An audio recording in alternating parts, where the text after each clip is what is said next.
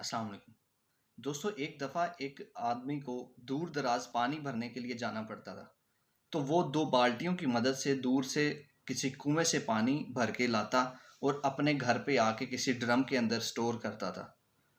तो उन दो बाल्टियों में से जो एक बाल्टी थी वो थोड़ी सी टूटी हुई थी। तो जब वो शख्स बाल्टी में से पानी भर के घर वापस आ रहा होता, तो उस बाल्टी का पानी आधा गिर के रास्ते में ही ज़ाया हो जाता और घर पहुंचता तो बाल्टी आधी होती। कुछ दिनों बाद जब वो शख्स दोबारा पानी भरने के लिए जाने लगा और उसने बाल्टियां उठाई, तो उनमें से एक जो टूटी हुई बाल्टी थी वो बहुत उदास थी। तो आदमी ने उससे पूछा कि क्या हुआ। तो उसने कहा कि मैं कितनी बेकार हूँ, कितना नुकसान करती हूँ तुम्हारा। तो वो शख्स बोला कि क्या हुआ, बताओ तो सही।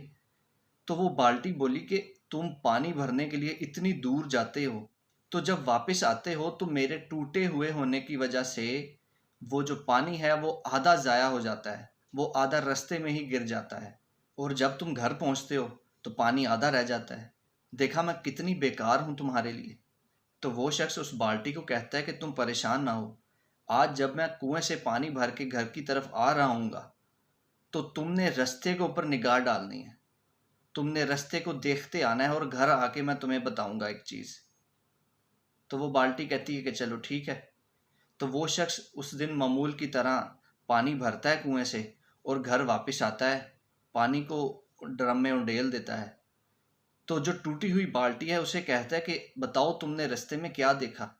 तो वो बाल्टी उसे कहती है कि जब हम पहली बार पानी भरने के लिए गए थे, तब वो ज़मीन जो थी, जो हमारा रास्ता था जाने का, वो बहुत बंजर था, खुश्क था। लेकिन आज जो मैंने देखा वो तो बहुत हरियाली से भरा हुआ है, वहां पे तो फूल लगे हुए हैं।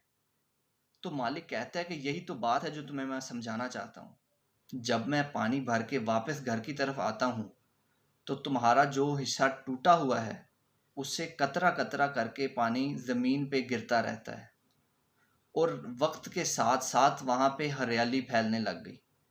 मुझे पता चला तो मैंने उस रास्ते में फूल लगाने शुरू कर दिए और अब उसी पानी के गिरने की वजह से वो पूरी जगह हरियाली से भर चुकी है।